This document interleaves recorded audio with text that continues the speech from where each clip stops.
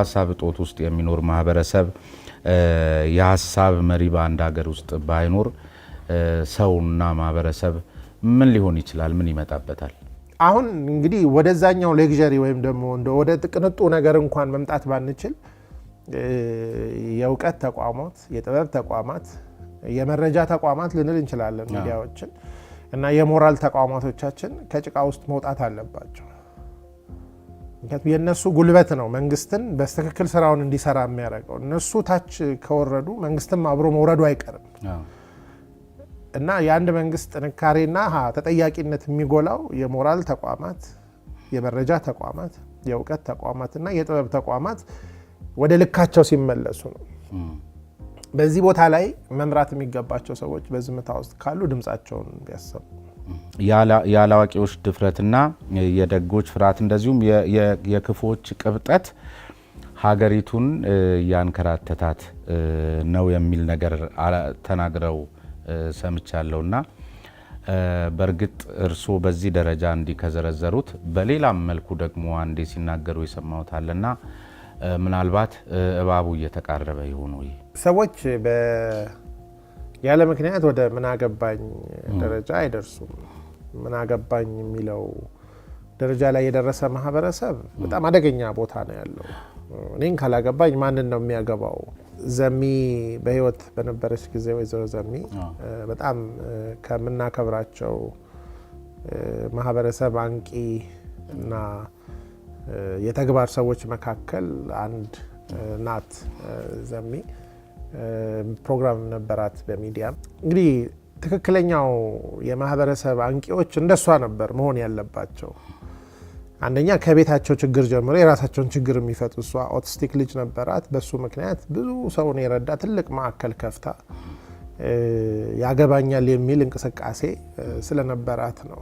ብዙ ዘሚዎች ቢኖሩን አሁን ያሉን የማህበረሰብ አንቂ ወይንም ደግሞ ሶሻል አክቲቪስት የምንላቸው የእሱ አይነት ባህሪ ቢኖራቸው ኖሮ እቺ ሀገር ምን ልትሆን ትችል ነበረ? እንደሱ አይነት ሰዎችን መኮረጅ ብንችል ያገባኛል በምንልበት ጊዜ መለኪያው አንድ ነው። ችግር ፈቺ እንሆናለን፣ ችግር ተንታኝ አንሆንም። አሁን ችግር ተንታኝ በሚበዛበት ጊዜ አንዱ ትልቁ ችግር ምንድነው? ሰው እየደከመው ይመጣል። ሰው ያገባኛል ብሎ ሲሟገትህ አገባህም ብለህ ስትመልሰው ተመልሶ ያገባኛል ብሎ ይሟገታል። ያ ግን ከግድግዳ ጋር እየተጋጩ መመለስ ሲሆንበት ለእውነት ነው አያገባኝም ምናልባት ሊል ይችላል። ሁለት ነገሮች ነው ለማንሳት የሞከርኩት።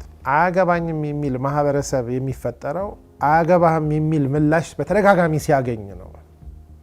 ያገባኛል ሲል ዋጋው አፎርድ የማያደርገው እየሆነ ይመጣበታል። ከዛ እኔ ለውጥ ላላመጣ ለምን ይሄን ሁሉ ስቃይ ይቀበላል? የሚችል ይሸሻል፣ የማይችል ዝም ይላል፣ ሌላው ይለግማል። ስለዚህ ያገባኛል የሚሉ ሰዎችን ወደ ዝምታ እንዳንከት መጠንቀቅ አለብን። እነዚህ ብርቅ የሀገር ሀብቶች ናቸው። ምን አገባህ ይላል አንዳንድ ሰው። ለምሳሌ መንገድ ላይ የሆነ ነገር ስትለው ፖሊስ ምን አገባህ አንተ ይልሃል። አንድ ሰው ሲመታ አይተው ለምን ትመታዋለህ? አንተ መምታት መብት የለህም። ያንተ ስራ ህግ ከጣሰ ህግ ቦታ ማድረስ ነው። ህጉን ማስፈጸም እንዲችል ደግሞ ወይም ህጉን ተርጉሞ ተገቢውን ቅጣት የሚሰጥ ሌላ ተቋም ተቋቁሟል። አንዱ ሁሉ ነገር አንድ ሰው ላይ የለም። ከተለያየ ምክንያት ምናልባት አነጋገራችንም አንዳንዴ እነሱን ስሜት ፕሮቮክ ስለሚያደርግ ሊሆን ይችላል። ቀስ በትክክል ስለማንነጋገር ከነሱ ጋር ሊሆን ይችላል። እኛም ማወቅ አለብን። በአጠቃላይ ማለት የፈለግኩት ምንድን ነው? ምን አገባኝ ማህበረሰብ ዝም ብሎ አይልም። በተደጋጋሚ አያገባህም የሚል መልእክት እየተቀበለ ሲመጣ መጨረሻ ላይ ይለቀዋል ገመዱን። ገመድ መጓተትም እኮ ሲደላ ነው። ለምሳሌ ያኛው ፈቃደኛ መሆን አለ። ከለቀቀው በኋላ እኮ አንተ ገመዱን መጎተት አትችልም፣ ብቻህን ነው የምትሆነው። አንዱ እሱ ነው። ሁለተኛው እንደነ ዘሚ አይነት ያገባኛል የሚለውን ነገር ያገባችኋል ብለው የሚሰብኩ ሳይሆን ያገባኛል ብለው በተግባር የሚያሳዩ የተግባር ማህበረሰብ አንቂዎች እያነሱ ሲጠፉ የምናያቸው ሰዎች ሁሉ የሚጮሁ ናቸው እንጂ የሚሰሩ ካልሆኑ ሰው ጆሮ ይጠወልቃል። ስለዚህ ሁሉም ሰው መጮህ ነው። ምናልባት አሁን ሰምተው ሰዎች ከዛው ሊመድቡት ይችላሉ። ለምን ደክሟል ጆሮአቸው ኦልሬዲ። እንዴት አድርገን ነው የጠወለገውን ጆሮ እንደገና ገብቷል ለመስማት ፈቃደኛ እንዲሆን የምናደርገው የመድከም ብቻ ነው ወይ? አንዳንድ ጊዜ እነዚህ አሁን ቀደም ሲል ከዘሚ በተቃራኒ ያሉ አካላት ዋናው ስራቸው ይሄ ሰብስክራይበር የሚባለው ገንዘብና ከዚያ በኋላ አሁን እሱን ነገር ለማግኘት እንደዚህ አይነት በጎ ነገሮችን ሌላው እንዳያዳምጥ የማጣጣል ዘመቻም ዋና ተልኳቸው ነው። ዛሬ ተጠቂ ነኝ ብሎ የሚያስበው ማህበረሰብ ጥቃትና ማጥቃት ተገቢ አለመሆኑን ከማስተማር ይልቅ ነገ ደግሞ አጥቂ እንዲሆን የማስተማርና አጥቂ እንዲሆን የማነሳሳት ስራቸውን ከመስራታቸውን በላይ እንደነዚህ አይነት እነሱን ከተሳሳተ መንገድ የሚያወጣ ሀሳብ በሚሰራጭበት ጊዜ ደግሞ እሱን ቶሎ ብሎ ተረባርቦ መምታትና ማኮላሸትም በነገራችን ላይ ምናልባት ወጥተውበት ካልሆነ በስተቀር ማህበራዊ ሚዲያዎችን አሁን እንዲህ ስንመለከት ትልቁ ስራ እሱ ነው። ሰዎችን ወደ ቀልባቸው የሚመልስ ሀሳብ፣ ሰዎችን ወደ እውነታው የሚያመጣ ሀሳብ፣ ትክክለኛውን ነገር የሚናገሩ አካላትን እውነቱን እውነት አይደለም ብለው እንዲናገሩ በተለያየ መልኩ ተረባርቦ የመቀጥቀጥና ከአደባባይ ማውጣት ስራም ዋና ነገር ሆኗል ብዬ እኔ ስለማስብ ነው። ልክ ነው። ለምንድነው እና ጆሮ ብቻ ሰልችቷል ብለው እንዳያስቡት ብዬ ነው። ልክ ነው። ያው ቁጥራቸውም ትንሽ ስለሆነ ሁል ጊዜ ክፉ የሚሰራ ሰው የመጀመሪያ ስራው መብራት ማጥፋት ነው። ለምን መብራቱ ያው ባይጮህም ያው ያጋልጣል እና በማህበረሰብ ውስጥም ያው ስራው የክፋትና የጨለማ የሆነ ቡድንም ይሁን ሰው ብርሃንን እየፈለገ ማጥፋት ያው ያለ በሰው ልጅ ታሪክ ውስጥ ሁሉ ያለ ነገር ነው። ሁሌ አንድ ነገር ትክክል ያልሆነ ነገር ስትሰራ ብርሃን ላይ መስራት ማንም ሰው አይፈልግም። እሱ አለ። የተወሰነ ቁጥር ሰው ያስፈልጋል። አሁን ያንን ቁጥር መሙላት ነው ያቃተን። ክሪቲካል ማስም ይባላል። አሁን በተሳሳተው ሳይድ ከሚያስፈልገው በላይ ቁጥር ሰው አለ። አቅም ያለው፣ ገንዘብ ያለው፣ ሰሚ ያለው አንድ። በትክክለኛው ሳይድ ደግሞ ያለውም እየመነመነ ነው። ቁጥሩ አሁን የቁጥርም ግጥሚያ ነው፣ የአቅም ብቻ አይደለም። ምክንያቱም ቁጥር አቅም ስለሆነ ከዛ በተጨማሪ ግን አንተ 4 ዓመት ተምረህ በምታገኘው ዲግሪ መደሰትና ለምሳሌ አንድ እጽ ተጠቅሞ መደሰት ቀላሉ እጽ ተጠቅሞ መደሰት ነው። አሁን ለምንድነው ጫት ሁሉ ገበያ የኖረው? ምግብ አይደለም። የሰው አይምሮ አይገነባም። የሰውን ጤንነት በምንም ነገር ግን ይኸው ሌሎች እጽዋቶችን ሁሉ ወይም ሰብሎችን እየተሻማ እያደገ ነው። ለምንድን ነው ስትል የሰው ድክመትን የሚጠቀም ተክል ስለሆነ ነው። የሰው ድክመት ምንድነው? ሰው መመርቀን ወይም ሀይ መሆን ደስ ይለዋል። ያንን ለማግኘት ደግሞ 4 ዓመት መጠበቅ አይፈልግም። ግን ማህበረሰብ በዛ መንገድ እየተቃኘ ሲመጣ ዲግሪ ተምሮ ከማግኘት ወረቀቱን ማግኘት እኩል ያስደስተዋል። ለምሳሌ አንተ 4 ዓመት ሰርተህ ደክመህ ራስህ ተፈትነህ አልፈህ ዲግሪው በማግኘት የምትደሰተውን ደስታ ያልሰራውን ዲግሪ ወረቀቱን ከሆነ ቦታ እኩል ከሰራው ጋር መደሰት በሚጀምርበት ጊዜ ሰው አይምሮ ወደ ምንድነው የእጽ ሜንታሊቲ ውስጥ እየገባ ይመጣል። መመርቀን ነው እንጂ የሚፈልገው ሰርቶ መደሰት አይደለም። አቋራጭ የሚለው ነገር ማለት ነው። እና በአሁኑ ሰዓት አንዱ እንግዲህ ትልቁ እንትን በሶሻል ሚዲያ ወደ ሚዲያው ልመጣል ነው። አንዳንድ ጊዜ እውነቱን ቢነግሩ ሰዎች የማያመረቅን ወሬ ነው የሚነግሩ። 4 ዓመት ለፍተህ ታገኛለህ ሊሉ ይችላሉ። ወራስ ግን ስሜት የት ጋር ቢኮረኮር ሀይ እንደሚያደርግ ወይንም ደግሞ ሁኔታዎችን አንተን እንትን እንደሚያደርግ የሚያውቁ ሰዎች ደግሞ ያንን ድካምን ይጠቀሙበታል። ስለዚህ ትልቅ ከባድ ትግል ነው። ሰውም አንተ እዚህ ጋር የምትነግደው ንግድ እዛ ጋር ጫት ከሚሸጠው ሰው ጋር ብትወዳደር በጣም ከባድ ነው። እሱ የሚሰጠውን እሰጣለሁ ብለህ ክሌም ማድረግ አትችልም።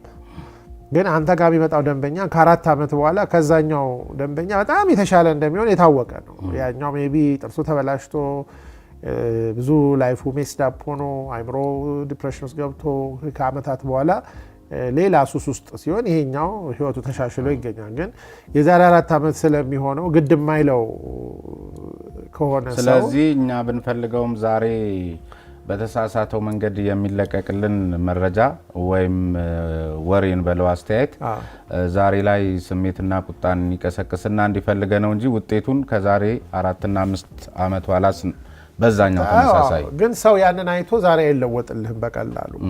አሁን እኮ ለምሳሌ አንድ ኮርኳሪ ወሬ መስማትና አንድ በጣም የሞራል ትምህርት የሚያስተምርህን ሰው ቁጭ ብለህ መስማት እንዴት ልታመጣጥነው ትችላለህ? እንትን ቦታ እንዲህ ተደረገ፣ እንዲህ አይነት ነገር አለ፣ እንዲህ ታገኛለህ ምናምን የሚለው የሚቆረቁርህ ነገር እያደንክ ነው የምትሰማው።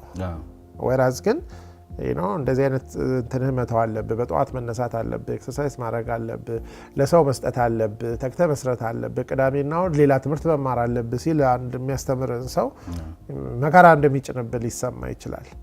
ስለዚህ ምንድነው እሱ የሰዎቹ ክፋት ብቻ ብለን ልናስብ አንችልም። የነገሩ ባህሪም ያኛው ሱስ የማስያዝ አለው። ሰው ብዙ ሰብስክራይብ የሚያደርገው ሞኝ ስለሆነ አይደለም። በቃ ልክ ወዲያው ፍላጎቱን ስለሚያረካለትም ነው። እውነትም እንዳልሆነ ብዙ ሰው ያውቃል። አንዳንድ ሰዎች እኮ ያው ሰምቶ እኮ ይስቅባቸዋል፣ ግን ነገም ይሰማቸዋል። ግን እውነት ያልሆነን ነገር ዝም ብሎ ማየት ገንዘብ እያወጡ ምን አይነት አእምሮ ነው የሚችለው? እንደዚህ ለምሳሌ የሰው ልጅ ለምሳሌ ኮኬን የሚወስዱ ሰዎች አንተ መንገር አያስፈልግም፣ እንደሚጎዳቸው ያውቁታል። ግን ማቆም አይችሉም። አንደኛው ነገር። ሁለተኛ ማቆም አይፈልጉም። እነዚህ የሶሻል ሚዲያ ላይ የተፈጠሩ ነገሮች እንደምናስባቸው ቀላል አይደለም። በሰው ሳይኮሎጂ ላይ ያላቸው እንትን አንደኛ ሱስ የማስያዝ ባህሪ ያላቸው፣ ሁለተኛ የሰውን ደካማ ጎን ስለሚጠቀሙ። ሰው ልጅ ደግሞ ሁል ጊዜ የሚጎዳውና የሚጠመደው በደካማ ጎኑ ነው። አንተ የምትለው ነገር በጠንካራ ጎኑ ላይ እንስራ ነው። ሰው ደግሞ በደካማ ጎኑ ነው ሁሌ የሚሸነፈው። እና ያኛው ሰውዬ አሁን ምሳሌ እዛ ጠረጴዛ ላይ ቆሞ አንድ ሰው ወደ ጣራ ቢጎትትህና እኔ ከታች ቢጎትትህ ማን ነው አንተን የሚያሸንፈው? ወደ ታች የሚጎትት ሰው አድቫንቴጅ አለው፣ ግራቪቲ ይባላል። የወረዱ ነገሮች ሁሌ ሰውን ወደ ታች የመጎተት ባህሪ ስላላቸው ወደ ላይ የሚጎትተው ሰው በዛ ላይ የገንዘብ አቅም የለውም። በዛ ላይ ነው እንደዚህ አይነት ነገር ማህበረሰቡም ያደክመዋል። ኦልሬዲ ጉልበቱም ግራቪቲውም ሁሉም። ስለዚህ ነው እንደዚህ አይነት ሰዎች ዝም ቢሉም አንዳንዴ አትፈርድባቸው፣ ይደክማቸዋል። ወደ ላይ ሰው መጎተት ከባድ ነው። ማህበረሰብን ወደዚህ ነው መውጣት ያለብህ ብለህ ስትጎትት ማህበረሰብ ራሱ እኔ ነው ቁጭ አድርጎ ቢራ የሚጋብዝህና እዛ ላብ በላብ እስክትሆን ስፖርት የሚያሰራ ሰው ሁለት ሰዎች ቢኖሩ ነገ ማጋ ነው መጀመሪያ መሄድ የምትፈልገው? ልክ ነው። ቁጭ ብለህ ቢራ እየጠጣ የሚያወራ ሰው ወይ ቡና እየጠጣ የሚያወራ ሰው ደስ ይላል። እሱ ጥሩ ሰው ነው ትላለህ። ጥሩ ሰው ነው የምትለው ስትራፕ ያስያዝ ኤክሰርሳይዝ የለም። ግን አንተ የሚጠቅመው የቱ ነው ታውቀዋለህ እኮ። እሺ ሌላ አንድም እንደዚሁ በተመሳሳይ አጽንኦት የሚሰጡትና የት ድረስ ይዘለቃል የሚል አንድ ሀሳብ ማንሳት የምፈልገው በቃ አሁን በዚህ ሰዓት ቀደም ሲል ባነሳ ነው የሀሳብ ድርቀት የተነሳ መፈክሩ፣ ዘመቻው፣ የተለያዩ ደግሞ ድንገት የሚፈጠሩ አመት ባሎች እየበዙ ነው። ለስራ ጊዜ ሲታጣ እየታየ ነውና እነዚህን ድንገት የተፈጠሩ መፈክሮች፣ ዘመቻዎች ደግሞ ለማድመቅ ሁሉ ሰው ገጣሚና ባለቀን የሆነበትን ነገር ፈላስፋና ፖለቲከኛ ግን እጅግ ጥቂት ሰው ብቻ የሚሰራ በእነዚህ ሰዎች ሰራተኝነት ትከሻ ላይ የሚኖር ማህበረሰብ የሚል ነገር አለ። ራሱ በራሱ ይህም ሀሳብ እንደዚሁ አጽንኦት እንዲሰጡበትና ግን እስከ መቼ በጥቂት ሰዎች ትከሻ ላይ መኖር ይቻላል? በዚህ ሁኔታ ከቀጠልን የት ነው የምንደርሰው? መቆሚያችንስ? እንግዲህ ምንድነው ብሬኪንግ ፖይንት የሚባል አለ። ማህበረሰብም ላስት ስትሮ ይባላል። የመጨረሻዋ ጠብታ። አንድ ነገር ለምሳሌ ተሸክሞ በአንድ ጠብታ ልትሰብረው ትችላለህ። ያቺ የመጨረሻዋ ጠብታ የት ጋር ነው ያለችው? እግዚአብሔር ነው የሚያውቀው። አንድ ማህበረሰብም አንድ ሀገርም እስከ ተወሰነ ድረስ በተወሰኑ ትከሻ ይሄዳል። ግን የሆነች ነጥቧን ካለፍክ በኋላ ብሬክ ያደርጋል። የተፈጥሮ ህግ ስለሆነ ማለት ነው። በአጠቃላይ ንፋስ በሚነፍስበት ጊዜ ንፋሱ ወደ የሚሄድበት ይዞት የሚሄደው ነገር ሁሉ ክብደቱ ቀለል ያለ ነገር ነው። አሎሎ አንስቶ የሚሄድ ንፋስ የለም። ወይም ደግሞ መሰረቱ የጠለቀን ቤት ነቅሎ የሚሄድ የለም። መሰረት የሌለው ቤት ከሆነ ገለባ አይነት ነገር ካለ ያው ይሄዳል። አሁን አንድ ንፋስ ሲነሳ የሀሳብ ንፋስ ወይም የማህበረሰባዊ አቅጣጫ ሲፈጠር ቀለል ያለ ያው መሄዱ ተፈጥሯዊ ህግ ነው። ለምን ሄዳ አትለውም? የሄደበት ምክንያት ራሱን ችሎ መቆም ስለማይችል የንፋሱን ኃይል መቋቋም ስለማይችል ነው። ይሄ በሀገራችን ውስጥ በተካሄዱት ለውጦች ሁሉ ሁሌ ከነፋሱ ጋራ መጀመሪያ የሚነሱ አሉ፣ ብን ብለው በጣም ከፍ ብለው የሚሄዱ አሉ። በቀለልክ መጠን ያው ከፍ ብለህ ትወጣለህ። ግን ደግሞ መሰረታቸውን ሳይለቁ ደግሞ የሚቆዩ አሉ። እንግዲህ ሁለት ነገር ነው ያለው እዚህ ጋር ሚዛን ላለመሳት። ተቸክሎ የቀረ ሁሉ ጠንካራ ነው ጎበዝ ነው ማለት አይደለም። አንዳንዴ ደግሞ የለውጥ ንፋስ በሚመጣበት ጊዜ ስቲል ጥሩም ቢሆን ችክል ብሎ የሚቀር ደግሞ አለ። ንፋሱን ተጠቅሞ አቅጣጫውንና አድራሻውን ለመቀየር ፈቃደኛ ያልሆነ ማለት ነው። እንግዲህ አሁን ትልቁ ፈተናችን ምንድን ነው? ለጥሩ ነገር ለመንቀሳቀስ ፈቃደኛ ያልሆኑ በተቸከሉ ሰዎችና በመጣው ነገር ሁሉ ደግሞ የመጀመሪያ ገጣሚ የመጀመሪያ ሙሻውራጅ የመጀመሪያ ሆነው ደግሞ ብን ብለው የሚነሱ አሉ። ሁለቱንም ላለመሆን አይደለ አቅጣጫህና ፍጥነትህን ወስነህ ወደ ትክክለኛው የምትሄድ ሰው የሚሄድ ማህበረሰብ ለመፍጠር ኢንቨስት ማድረግ አለብህ። የማይገባ መቸከልም ከለውጥ ጋር ሁሌ የመጣውን ሁሉ የምትቃወምና ከዚህ መንቀሳቀስ የለብኝ የሚለውም ልክ አይደለም። በሌላ በኩል ደግሞ ኤክስም ሲመጣ ወደ ሰሜን፣ ምዕራብም ሲመጣ ወደ ምዕራብ፣ ሰሜን ምስራቅም ከመጣው ጋር ሁሉ ደግሞ እንደ ዶሮ ላባ መሆንም ያው ትዝብት ውስጥ ይከታል። ስለዚህ እንደዚህ አይነት የሰከነ ማህበረሰብ አስቦ የሚንቀሳቀስ ወጥኖ የሚሄድ የመጣውን ነገር ምንድን ነው ብሎ ጠይቆ ልክ ከሆነ በኢጎም በተለያየ ምክንያትም ተቃዋሚ የመሆን አባዜም ሳይዘው አብሮ መሄድ የሚችል ልክ ያልሆነ ነገር ሲያጋጥም ነው በፍጹም አልሄድም፣ የፈለገ መሄድ ይችላል፣ እኔ እዚህ ነው የምቆመው። ኢቨን አንዳንድ ጊዜ ነገሩ ወደ ምስራቅ ሲሄድ አይ መሄድ ያለብን ወደ ምዕራብ ነው ብሎ ከውሃው ፍሰት ተቃራኒ መዋኘት የሚችል አቅም ያለው ግሩፕ ያስፈልጋል አንድ ሀገር። እና አንዳንዴ ተቸካዩ በእንትኑ ይስቃል፣ ገለባ ሁሉ ህዝብ ወዴት ይላል። ግን ራሱ ደግሞ መቸከሉ እና ከነበረው አለመንቀሳቀሱን እንደ ችግር አያየው። ያኛው ደግሞ ገለባ ሆኖ በሄደበት ሁሉ እንትን የሚለው ደግሞ የማይለወጥ ተቸካዩ ምናምን ይሄን የመሰለ ድል ሊል ይችላል። ግን ሚዛኑ በሁለቱ መሀል ይመስለኛል። እሺ ከዚህ ቀደም ብሔራዊ ምርጫ ቦርድ ባዘጋጀው አንድ መድረክ ላይ እስኪ ከፓርቲዎች መዋሃድ አብሮ መስራት ጋር በተያያዘ ባቀረቡት አንድ የጥናት ወረቀት ላይ አንድ መሰረታዊ ነገር አንስተዋል።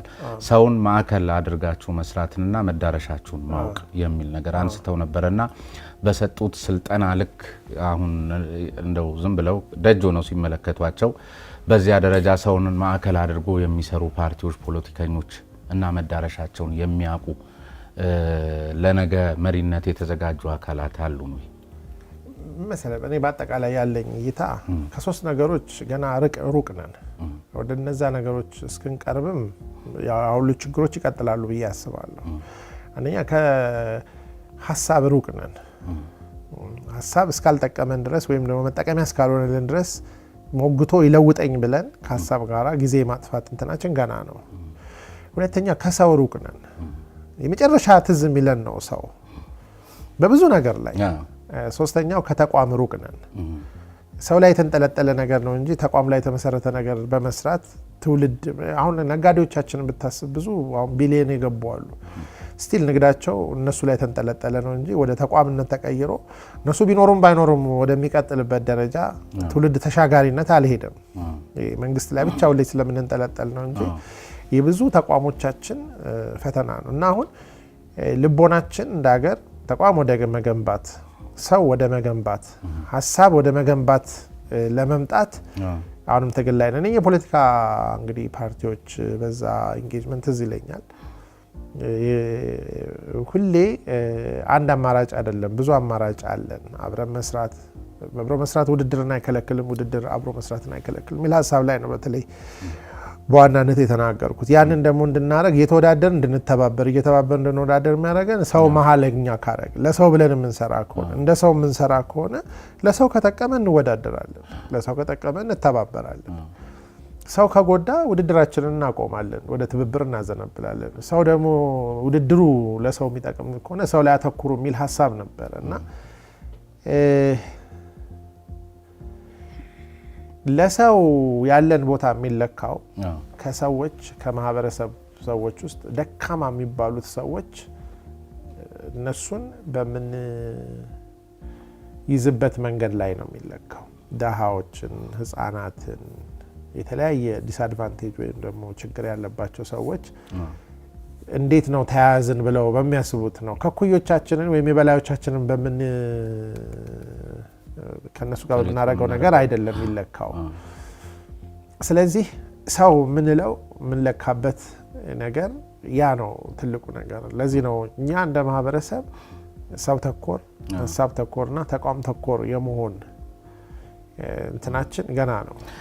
እዚህ ጋር አብሮ እንግዲህ ስላነሱት መነሳት ያለበት ሰው ተኮር የሚለው ጉዳይ፣ ማህበረሰብ ተኮር የሚለው ጉዳይ ስነ ውበት የሚባለው ኤስቴቲክስ ቫልዩ የሚባለው ነገር አብሮ ሊነሳ ይገባል ብዬ አስባለሁ። ብዙዎቹ አመራሮቻችን ኢቭን ተቃዋሚ የሚባሉትም ፖለቲከኛ የሚባሉትም ለጥበብ ያላቸው ቦታ ቲያትር የማይመለከቱ ከህዝብ ጋር ተደባልቀው የማህበረሰቡን የዕለት ተዕለት ኑሮ በአግባቡ የማይረዱ ያላዩትን ነገር ሊሰጡ የሚሞክሩ ይሆናሉና አመራርነት፣ ሊደርሺፕ እና ስነ ውበት ምንድን ናቸው? እዚህም ላይ ትንሽ ነገር ስነ ውበት ኤስቴቲክስ አንዱ ከፍ ያለ የስብዕና ደረጃ መድረስ ምልክት ነው። ወደዛ ውበትና ጥበብ የሰው ልጅ የደረሰበትን የስሜት ብስለትና የስሜት ደርዝ ስፋት ያሳያል።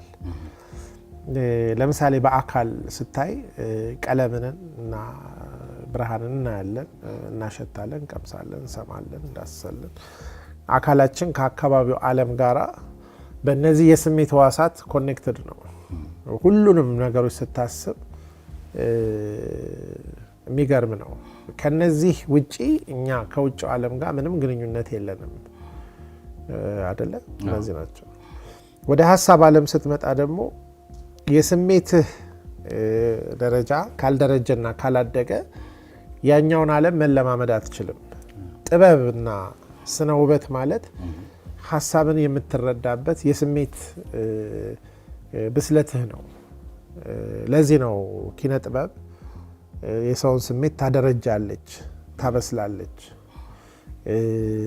ስነ ውበት በአጠቃላይ ውበት ላይ የደረጀ ሰው ለሰው ስሱ ነው፣ ሰውን ይረዳል፣ ሰዋዊነትህ በጣም ያድጋል። በስነ ውበትና በስነ ጥበብ ያላደገ መሪ ግርድፍ ነው፣ እንደ ማሽን ነው የሚሰራው። ለምን? በሰው ስሜት ላይ ተረማምዶ ሁሉ ነው የሚሄደው። የሰው እንባ አይገባውም፣ የሰው ደስታ አይረዳም። ገብቷል? አሁን አይተህ ከሆነ ብዙ የጥበብ ሰዎች ስሜታዊ ናቸው እስከምንል ድረስ ለስሜታቸው ቅርብ ናቸው፣ ለኩርፊያም፣ ለደስታም፣ ለሁሉም ነገር እና መሪዎች በጥበብና በውበት ህይወታቸውን ሲያደረጁ ሰዋዊነታቸው ያድጋል ነው የምንለው። ስሜት ትክክለኛውን ቦታ ይዛል። አሁን ስለ ስሜት ብዙ ጊዜ እንደ መጥፎ ነገር ነው የሚወራው ነው። ያለ ስሜት ሰው መኖር አይችልም። እና ሰው በትምህርት አይምሮን እንደሚያደረጅ ሁሉ በስነ ውበትና በስነ ጥበብ ደግሞ በኪነ ጥበብ ደግሞ ስሜቱን ማደርጀት አለበት። በአይምሮ ፒኤችዲ ደረጃ የደረሰ በስሜቱ ግን ገና ህፃናት መዋያ ያለ መሪ አደገኛ ነው። ለምሳሌ ትልቅ ፓወር አለው አይምሮ ላይ፣ ግን ስሜቱን የሚገዛበት ስልጡንነት የለውም። ለምሳሌ ትልቅ ሰው ነው፣ ትልቅ ቢሮ ነው የሚመራው፣ 3ኛ 4ኛ ዲግሪ ይዟል። ግን በቢሮ ሲገባ ጥበቃችን፣ ጽዳት ሰራተኞችን፣ ሌሎችን የሚያግዙትን ሰዎች ሰላም ብሎ እነዛ ሰዎች ሰው እንደሆኑ ጠዋት ቁርስ መብላታቸውን፣ ልጅ ካላቸው ምናልባት ጥቁር ለብሰው እንኳን ምንም ጥቁር ልክ እርሱ አባት እናት እንዳሉት ቤተሰብ ሞቶባ የለም ያ ግንዛቤ። ማህበረሰቡ የሚመራው ማህበረሰብ መስሪያ ቤት ሊሆን ይችላል፣ ከተማ ሊሆን ይችላል። የከተማው ስሜት ምንድን ነው? ከተማው ስሜት አለው። እንደውም ሼክስፒር ህዝቡ ካልሆነ ከተማው ምኑ ነው ይላል። if not the people what is the city?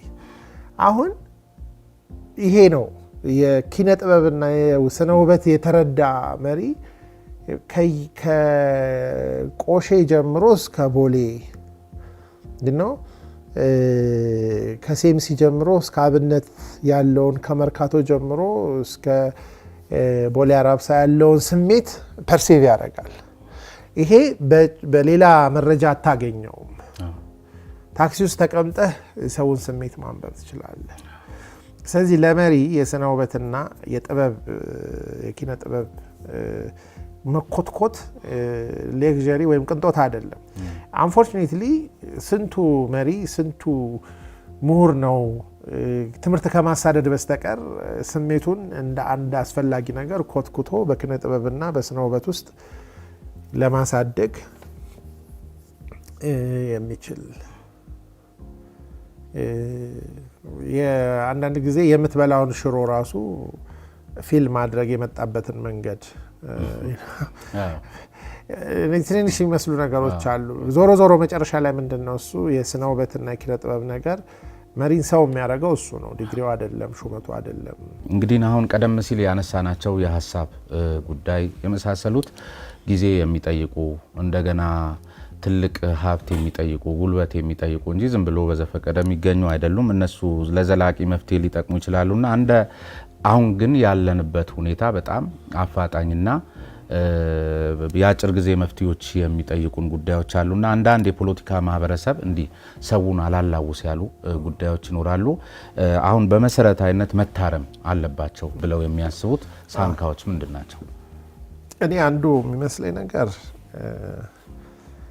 አሁን በአገራችን ያለው አጠቃላይ ሁኔታ እነኚህ ፖለቲካው የመሳሰሉት ነገሮች ግዝፈታቸውን የፈጠሩትን ነገሮች መረዳት ይኖርብናል።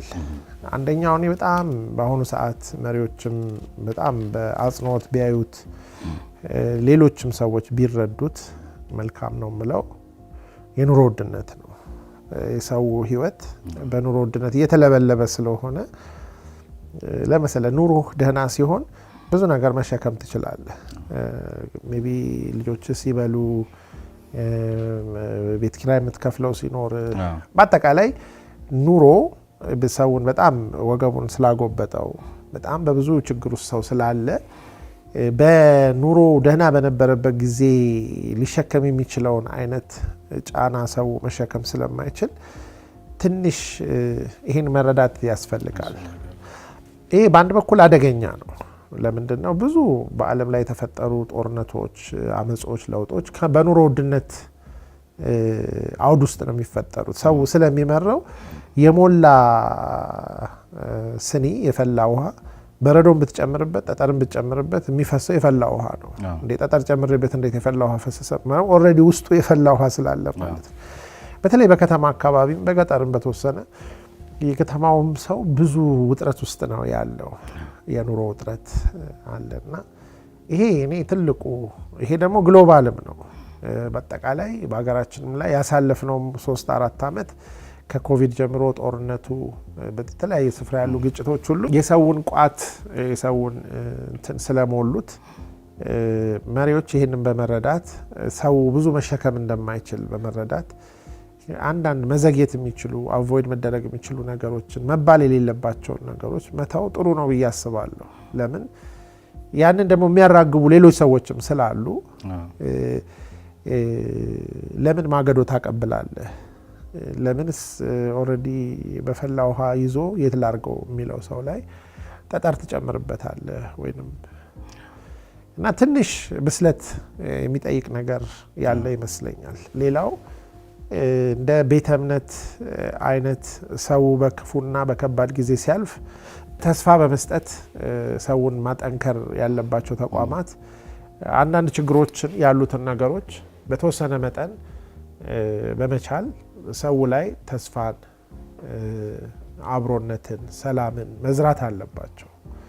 ምክንያቱም ከምድር ያለው ነገር ሲያልቅ ከሰማይ ያለውም ነገር አለቀ ብለህ መቁጠር የለብንም። በተለይ ቤተ እምነቶች ሰዎችን በፈጣሪና በዘላለም ተስፋ መስጠት የሚችል መንግስትም የውጭ መንግስታትም የሌለ ሀብት እነሱ ጋር አለ። ሰዎች በመንፈሳዊ ጉልበት አንዳንድ ጊዜ ጊዜያዊ ቁሳዊ ችግሮችን ያልፋሉ፣ በጣም ከባድ ነገሮች እና አንዳንድ ጊዜ እነዚህ ተቋማትም አብረው አማራሪና የችግሩ ተጠቂ ራሳቸውን አድርገው ከማየት ባሻገር ቆም ብለው እንዲያስቡ ያስፈልጋል የሚል ይታል። የስነ አእምሮ ሐኪም ነውና በጣም አሁን የአንድ የስነ አእምሮ ሐኪምን አግኝቶ ራስንም በዛ ውስጥ ለማየት እንዲመች ነው። ሁል ጊዜ ከሚያስገርሙት የሰው ልጅ ተፈጥሮ የትኛው ነው? አንዱ በጣም የሚያስገርመኝ ተፈጥሮ የሰው ልጅ ጥንካሬ ነው። የሰው ልጅ ጥንካሬ ከምታስበው በላይ ነው። ብዙ ነገር ይችላል። እሱ በጣም ያስገርመኛል። የሰው ልጅ ጥንካሬ በሁለት መንገድ ነው። ብዙ ችግር፣ ብዙ ፈተና፣ ብዙ በቃ ሰውን ያጠፋል የተባለውን ነገር አልፎ ይህን ሁሉ ዘመን መኖሩ አስገራሚ ነው። የሰው ልጅ በግልም ማለት ነው። ሁለተኛው ነገር የሰው ልጅ ሌላው ሁሉ ነገር ሌላ ነገር መጥቶ ካልቀየረው ራሱን አይቀይርም። የሰው ልጅ ራሱን የመቀየር አቅም አለው። በቃ በቡድንም በግልም ማለት ነው። ከዚህ የተነሳ የሰው ልጅ በቁጥር የሚበልጠውንም ሰው ራሱ እንኳን አሸንፎ የመቀየር አቅም አለው። ይህን በእኛም ሀገር አይተነዋል፣ በሌላም አይተነዋል። እና የሰው ልጅ ጥንካሬ፣ የሰው ልጅ ራሱን የመቀየር ችሎታ እና የመጨረሻው ምናልባት የሰው ልጅ ከምንም ነገር ውስጥ ተስፋ የመፍጠር ችሎታው ከምቾት ብቻ ሳይሆን ከችግር ውስጥ ተስፋ ይፈጥራልና ያው መንገድ ላይ የወደቀ በህመም የተጠቃ በእድሜ ገፋ ምንም የሌለውን ሰው ብታይ ምንድነው እሱ እንዲኖር የሚያደርገው ስትል ተስፋ ነው። እና የሰው ልጅ ጥንካሬው ራሱን መለወጥ መቻሉና ተስፋ የማይቆርጥ መሆኑ እኔ ሁሌ ይገርመኝ። ሌላው ደግሞ በጣም አስገራሚው ነገርና ብዙዎቻችንም ስንመለከት ዝም ብሎ ዓለም አቀፍ ሁኔታው ላይም እንደርሶ አስተሳሰብን በመቀየር ስራ የተጠመዳችሁ ሁሉም ማለት እንኳ ባይቻል እንዲህ የምናውቃቸው አካላት ፕራክቲካል የሆነውን ኑሮ ይከብዳቸዋል።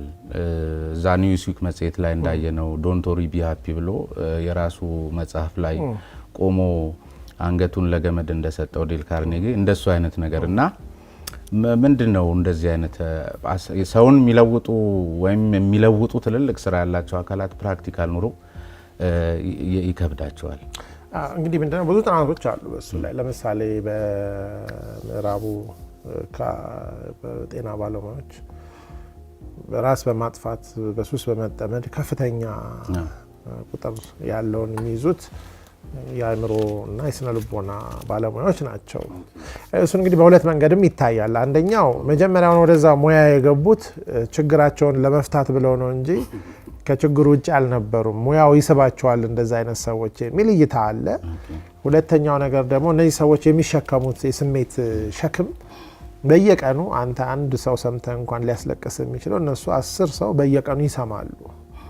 አሁን ለምሳሌ እጅን በዚች ይሄ አያምም እንደዚህ አድርጌ 1 ሚሊዮን ጊዜ መታው ሊሰብረው ይችላል። ለምን? ድግግሞሽ ማለት ነው። እነዚህ ሰዎች በተደጋጋሚ የሚሰሙት የሰውን ሚዝሪ የሰውን ዳርክ ሳይድ ስለሆነ ከጊዜ ብዛት የራሳቸው ህይወት ሳያስቡት እየተጎዳ ይሄዳል። ለዚህም ነው ብዙ ጊዜ በዛ ሙያ ያሉ ሰዎች ራሳቸው ምክር እንዲያገኙ ቼክ እንዲያደርጉ ይመከራል፣ የራሳቸውን ህይወት የሚያጣሩበት።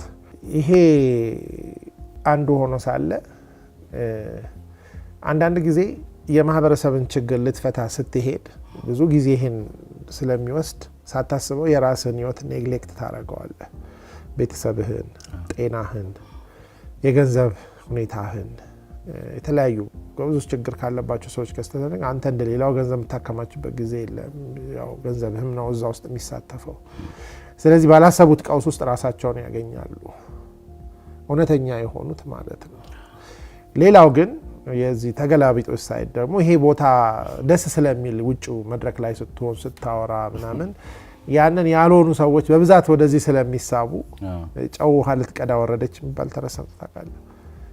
ያለ በቂ ዝግጅት እዚህ ውስጥ ይገቡና በቀላሉ የሚወሰዱም እዚሁ ቁጥር ውስጥ ይጨመራል። የነሱም ቁጥር አሁን ለምሳሌ ማነቃቂያ ንግግር ተብሎ ደስ ይላል፣ ግን በደንብ ካልሰራህበትና ካልተዘጋጀ ከሌለህ ወጥቶ ማውራት ብቻ አይደለም። ግን ያ ነገር አሁን ብዙ ሰዎችን ስቦ ዝም ብለው ናቸው ሊያስብል ይችላል። ምናልባት በዓለም በሰው ልጅ ውስጥ በጣም እንግዲህ ሰውን ህይወት ከማስቀጠል ጀምሮ በጣም ትልቅ ደስታ ከመስጠት አንፃር ከወሲብ የተሻለ ነገር የለም። ሴክስ ህይወት የሚቀጥልበት መንገድ ነው። ብዙ ደስታ የሚገኝበት ነው። የቤተሰብ መመስረቻ አንዱ ነው። ግን እንደሱ ደግሞ አቢዩዝድ የሆነ ነገር የለም ማለት ብዙ ሬፕ አለ፣ ብዙ በጣም ብዙ ነገሮች አሉ። ያ ግን ወሲብን መጥፎ ያደርገዋል። ስለዚህ አንዳንድ ጊዜ የዚህም ነገር አለ። ይሄ ነገር ብዙ ሰዎችን ስለሚስብ ለዛ በቂ ዝግጅት የሌላቸው ሰዎች ደግሞ ያው ብዙ ጉዳት ይደርስባቸዋል። ስለዚህ ነገሩ ብዙ ነው መንስኤው። አሁን የመንግስት የስራ ኃላፊም ኖት፣ አዲስ ህይወት አዲስ ቦታ ነው። መንግስት በተግባር ምን ይመስላል? መንግስት በተግባር ያው መንግስት በቲዮሪ የሚመስለው ምንድነው እሱ? እኔ በሕክምና ሙያ ነው የተማርኩት። ከዛም እዚህ ሀገር 3-4 ዓመት ገጠር ሐኪም ሆኜ አገልግያለሁ። እርሶ ኮንሶ በጣም ሩቅ ቦታዎችን። ከዛ ነው ወደ አሜሪካ ነገር ሄጄ የአእምሮ ሕክምና ተምሬ ይሰራ ነበር። እንግዲህ ወደ ኢትዮጵያ አሁን ወደ 14 ዓመት ሊሆነኝ ነው መሰለኝ መምጣት ከጀመርኩኝ። ሙሉ ለሙሉ ደግሞ 7-8 ዓመት ሆኖኛል። ብዙውን ጊዜ ያጠፋሁት በግሌ ያለኝን ነገር በመስራት በማሰልጠን በመጻፍ በማከም ነበር። እንግዲህ ያለፈው 1 ዓመት ተኩል ነው እኔ ይሄ የመንግስት ተቋም ውስጥ ገብቼ መስራት የጀመርኩት። ፐብሊክ ሰርቪስ ህዝብ ማገልገል በመንግስት ሲስተም ውስጥ ገብቶ እንግዲህ አንድን ነገር ውስጥ ሆነ ማገልገል መቀየር የተሻለ ነው ውጭ ሆነ ከመንቀፍ እንዲያታረጉም ከማለት። ሁለተኛ በአመራር ደረጃ ያሉ ሰዎችን በኢትዮጵያም በአፍሪካም ሌቭል በጣም ትልቅ ተቋም እንዲሆን ስለታሰበም ያንን ነገር መሰረት ማስያዝና የምንችለውን ኮንትሪቢዩት ማድረግ ለሀገር ከምንሰጠው አገልግሎት ውስጥ አንዱ ነው። በሂደት ተመልክተው ከሆነ የመንግስት መስሪያ ቤትና የመንግስት ተቋማት ውስጥ መስራት ከክፍያውም ከስራ ሁኔታውም በአጠቃላይ ካለውም ነገር ብዙ ሰዎች እየሸሹ ወይ መንግስታዊ ወዳልሆኑ ድርጅቶች ወደ ውጭ ድርጅቶች ወይ ወደ ግል ተቋም እየገቡ ውስጡ ቀፎ ወደ መሆን የመጣ ነው።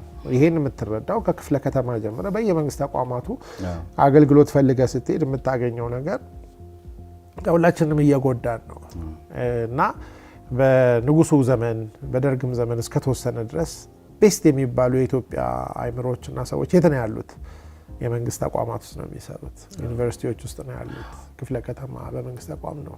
ከሆነ ጊዜ በኋላ ግን ያ ከፍተኛ ስደት ነው የተፈጠረው። ከሀገር ብቻ ሳይሆን ከመንግስት ተቋማት የተፈጠረው ስደት ክፍያ አንዱ ምክንያት ቢሆንም የስራ ሁኔታና አጠቃላይ በስራ ላይ ያለው ነገር አለና ይህን ነገር ለመቀልበስ እንግዲህ እንደገና ወደ የተገላቢጦች ስደት ያስፈልጋል። ምናልባት ኢትዮጵያ እንድትለወጥ ካስፈለገ የዚህ የሲቪል ሰርቪሱ የመንግስት መስሪያ ቤቶች ውስጥ የምራጮች ሳይሆኑ ምርጦች የሚገቡበት ቦታ ሰዎች ከሌላ ቦታ መሄድ ስላልቻሉ ሳይሆን ስላልፈለጉ ሌላ ቦታ መሄድ የሚገቡበት እንዲሆን ይህን መለወጥ ካለብን ውጭ ሆነን ሳይሆን ሁላችንም እየገባን መሆን አለበት።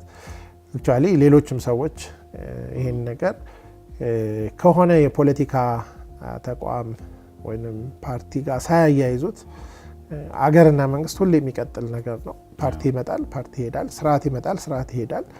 ግን ስርዓትና ፓርቲ ሲቀያየር የማይቀያየሩ የመንግስት ተቋማትና ይሄ ቁመና ህዝብን የሚያገለግልበት መንገድ የተሻለ እንዲሆን እንግዲህ እኔ ከሕክምና ሙያ ዘልዬ ነው ወደዚህ ብዙ ዝላ አድርጌ ነው የመጣሁት።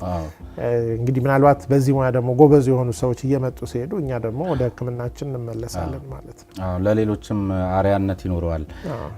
እንግዲህ ያው ሀገራችን የምትገኘው በዚህ የፈራረሰና የበርካታ ኃይሎች መራኮቻ በሆነ አካባቢ እንደውም በትርምስ ውቅያኖስ ውስጥ የምትገኝ የሰላም ደሴት መስላ የምትታይ ለጎረቤት ሀገሮች በስደት መጠጊያ የሆነች በተስፋና በስጋት መካከል ያለች ሀገር ነች። ስለዚህ ተስፋና ስጋት የሚያንገላቷት ሀገራችን እንዲህ ከውስጥ ደግሞ በሚነሳ ቀውስ ስትናጥ ከባድ ነው የሚሆነውና የሁላችንም የተመልካቾችም የምሁራኑም የሊቃኑም የማህበራዊ አንቂውም ሚዲያውም ዶክተር ሲናገሩ እንደነበረው በዚህ መረዳት ውስጥ በተስፋና በስጋት መካከል እየተናጡ ብዙ ጊዜ መቆየት ስለማይቻል ቀደም ሲል የሰማናቸውን ከሞላ ጎደል ብዙ ቢናገሩት እንትን ስለሚሆን እሱን መሰረት ያደረገ ቁመናና አቋም እንዲኖረን ነው በዚህ አጋጣሚ ዝም ብሎ አጽንኦት ለመስጠት ያህል እኔም እንዳዘጋጅ መናገር የምፈልገው። ለዛሬው ቆይታችን ግን በግሌም እንዲህ በማግኘቴ እርሶን በጣም ደስ ብሎኛል። በተመልካቾች ስም እግዚአብሔር ያክብርልኝ፣ በጣም አመሰግናለሁ ለማለት ወዳለሁ።